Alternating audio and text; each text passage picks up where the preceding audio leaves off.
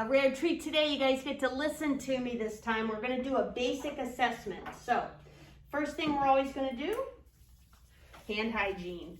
Hey there, my name is Dr. Hobbick, and I'm going to be your nurse for today. I'm going to go ahead and do an assessment on you, if that's all right.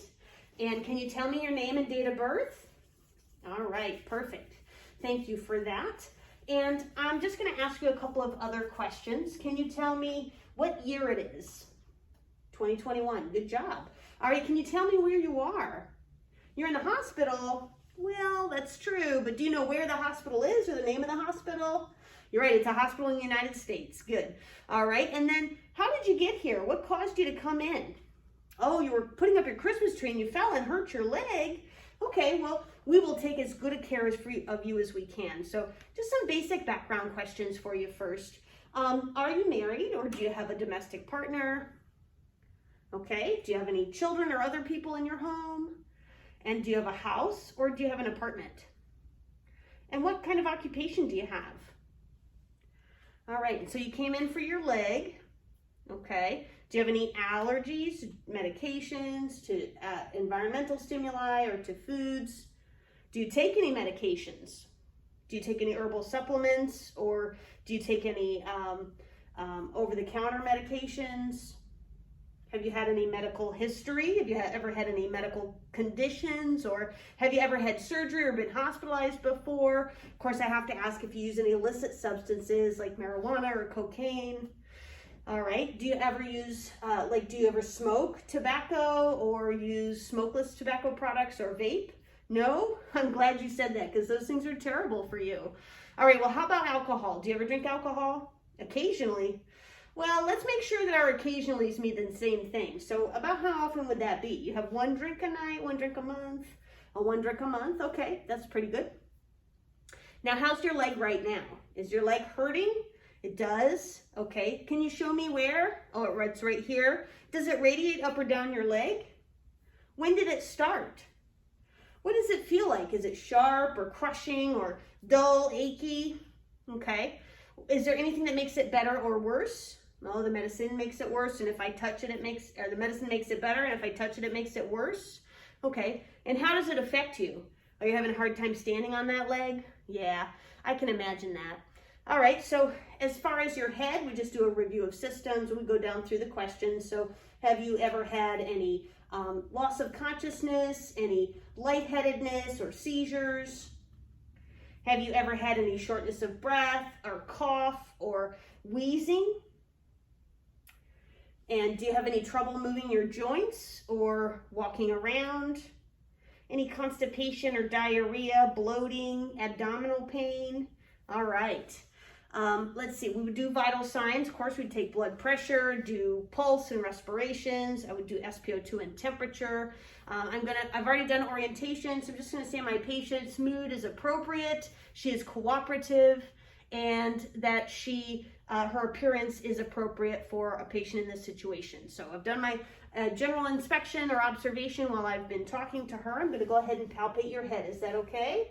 And I'm just going to check her head because, you know, she fell and it might be something that I need to worry about. I'm going to go ahead and check her eyes. So we'll do Perla while we're here. I'm going to shine my light in this eye and look at it to see if it constricts. And then I'll do it again so I can look at the other eye and see if it also constricts, called the consensual response. So 1 and then 2. All right, I'm going to go ahead and dim the lights and I'm going to have her look at my pen light, look out, look at the pen light. And I'm looking for that constriction and convergence. I'm going to take a look in her nose, a look in her mouth. I'm going to have her say, ah, so I can watch that soft palate. We'll do a quick gag reflex check. I'm going to check the teeth. The oral mucosa looks nice and pink and intact and moist. I would take a look in her ears if needed. I'm going to go ahead and have you clench your teeth. All right. One more time. Open your mouth against my fingers. So that would provide resistance for cranial nerves.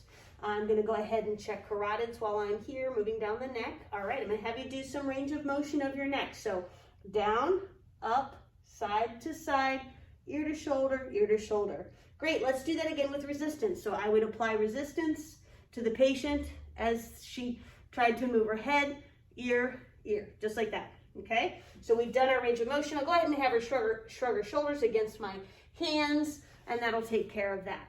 We can do the whisper test while we're here, have her occlude one ear and whisper 3 unrelated words on the other side, and then I can do that again on the opposite side. I'm gonna have her swallow so I can assess that, and we'll move on to the chest wall. I'm gonna inspect the chest wall. I'm gonna palpate just a little, being conscious of my patient.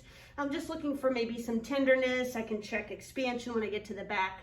I'm gonna go ahead and auscultate her lung sounds. So I'll auscultate in 6 spots on the chest. Mostly I wanna make sure that I get the upper lobes, the middle lobes, and the lower lobes. So there isn't really a middle lobe on the left, but I do too because I can catch it that way. Then I'll listen on the side. When I listen on the side, I'm going in the back, forward, and back, like a triangle. I'll do that on both sides, and then I'm gonna go ahead and listen to her heart sounds. And remember, we would do this all against the skin. I'm not going to take the mannequin's clothes off though, because this is going on the internet, so we wanna make sure it's safe. But always listen on your patient's skin. Now we're going to listen to heart sounds. Heart sounds start on the right-hand side, just below the clavicle in the second intercostal space. I'm gonna listen there.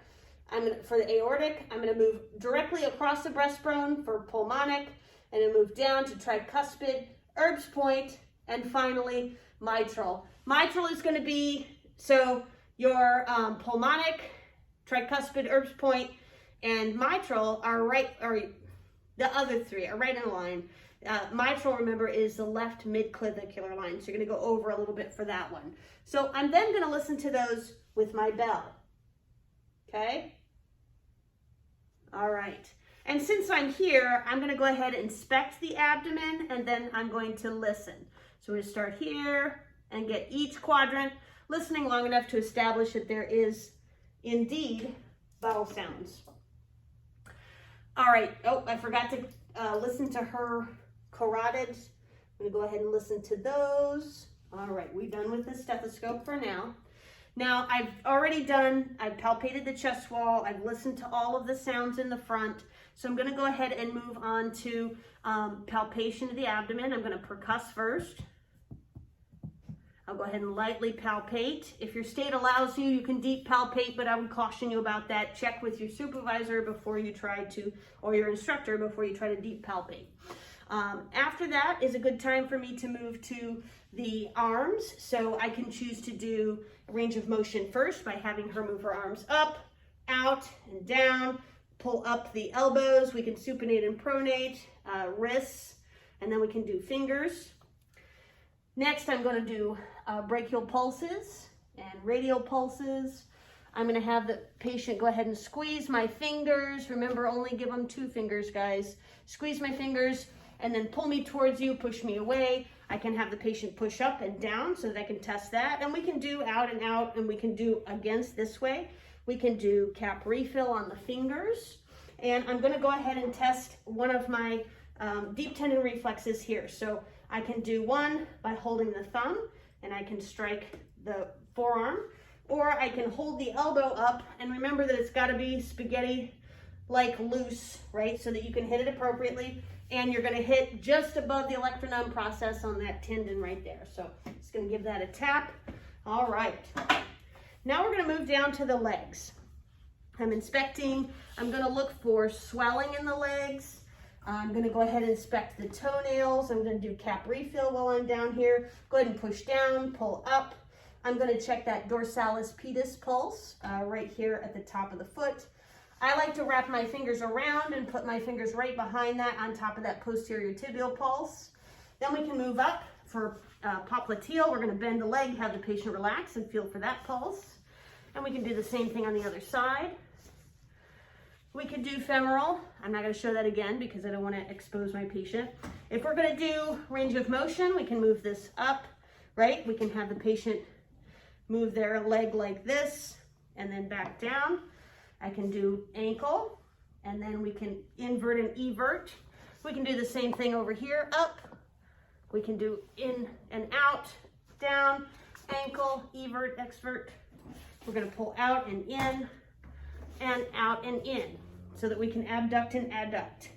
All right, so we've done that. We want to go ahead and do deep tendon reflex down here. So you're going to find that patella, and you're going to make sure this leg is relaxed and hanging so it wouldn't be on the bed. Ideally, you'd have the patient in a chair, sitting on a table, an examination table. Just give a tap right there. Thank goodness this patient doesn't react, because I think that would scare the heck out of me. All right, so want to check for home inside, even though it's not a really good indicator of anything. I'm going to go ahead and bend the knee just slightly. I'm going to lift the leg at 10 degrees. I'm going to squeeze the calf muscle and just quickly dorsiflex the foot. If the patient complains of pain in the calf, that will be my home and sign. So let's take care of that. Boop, boop. Okay. All right.